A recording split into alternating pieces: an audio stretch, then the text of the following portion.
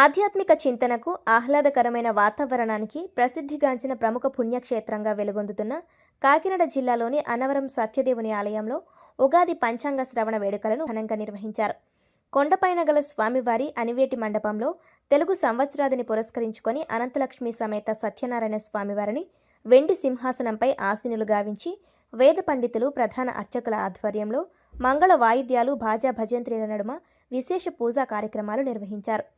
దేవస్థానం chairman Rohit, EO Trinatha Rao సమక్షంలో ఉగాది పంచాంగ శ్రవణ కార్యక్రమాన్ని పండితులు దిగ్విజయంగా పూర్తి చేశారు. 12 రాసులకు సంబంధించిన ఆదాయ వ్యయాలను, రాజపూజ్యం, అవమానం వంటి వాటిని నిష్ఠాతులైన పండితులు భక్తులకు వివరించారు. ఈ సందర్భంగా కార్యక్రమం అనంతరం చైర్మన్, ఈవోలు పండితులను శాలువాలతో సత్కరించి పారితోషికాన్ని అందించారు.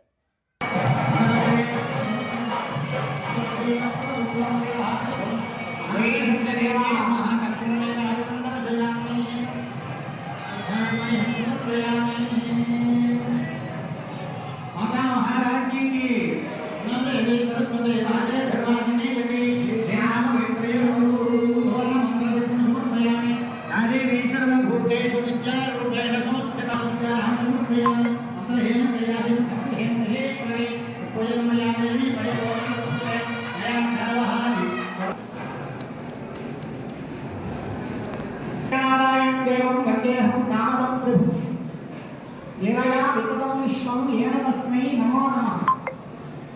అపర వైకుంఠంగా పేరుగాంచినటువంటి అన్నవరం పుణ్యక్షేత్రంలో తెలుగు సంవత్సరాలుగా పేరుగాంచినటువంటి ఉగాది రోజున ఎన్నో సాంస్కృతిక కార్యక్రమాలు నిర్వహిస్తూ ఉంటారు. ఉగాది అంటే తెలుగు సంవత్సరం మొదటి రోజు. అందులో ముఖ్యంగా మనకి శాస్త్రం ఏం చెప్పిందంటే ముఖ్యంగా 3 కార్యక్రమాలు చేయాలి. ఒకటి దేవాలయ సందర్శనం చేయాలి, 2 పంచాంగ శ్రవణం చేయాలి. శ్రవణం అంటే 2, శ్రావణం అంటే చెప్పేవారిని శ్రావణం, పంచాంగ శ్రవణం చేయడం, అలాగే ఉగాది పత్రిక తప్పనిసరిగా తీసుకోవాలి. అన్నవరం దేవస్థానం చైర్మన్ గారు అయినటువంటి ఐవి రోహిత్ గారు, వేట కుమారరావు గారు ఇద్దరు పండితుల్ని నియమించారు.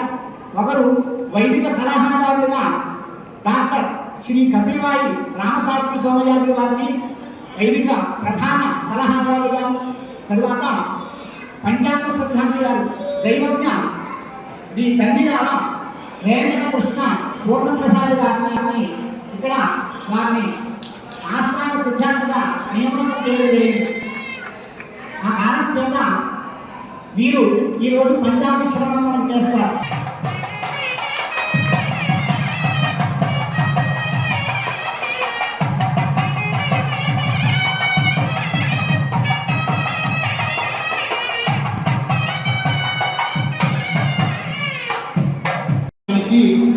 సాధారణంగా వచ్చేటువంటి అర్థం అవమానం లేదా అసౌకర్యం. అయితే అవమానం, అసౌకర్యం మన జీవనంలో ప్రతి వాడికి ఎప్పుడూ ఒకప్పుడు వస్తూనే ఉంటాయి. దాన్ని మనం తీసుకుని కుంగిపోవక్కర్లేదు. ఈ పరాభవ సంవత్సరానికి ఒకరు ఇచ్చినటువంటి నిర్వచనం నాకు చాలా నచ్చింది. దాన్ని మీ ముందు చెప్పడానికి ప్రయత్నం చేస్తాను. క్లుప్తంగా మనకి కశ్యప ప్రజాపతి యొక్క భార్యలు అదితి, దితి, వారు ఒకళ్ళ సంతానం దేవదేవత, మరొకళ్ళ సంతానం రాక్షసులు.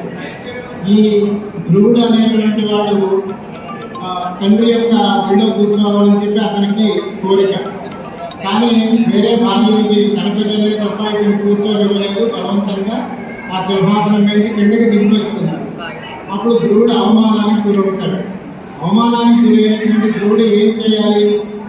అక్కడ తపస్సు చేయడానికి వెళ్ళి భగవంతుని సాక్షాత్కరించుకుని ఒక దృఢకాలగా వెలిగాడు. కాబట్టి ఇక్కడ పరాభవ అనే దాంట్లో మనం చెడుగా తీసుకోవాల్సినటువంటిది ఏమీ లేదు.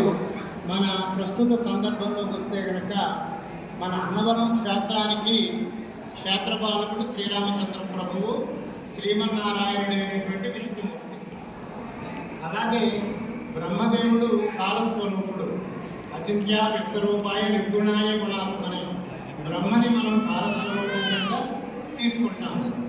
అలాగే పరమేశ్వరుడు శంకరుడిని మనం సర్వభూతాలని తనలో రమింపజేసుకునేవాడు, భోజనం చేసుకునేవాడు కాబట్టి పరమేశ్వరుడు అయ్యాడు.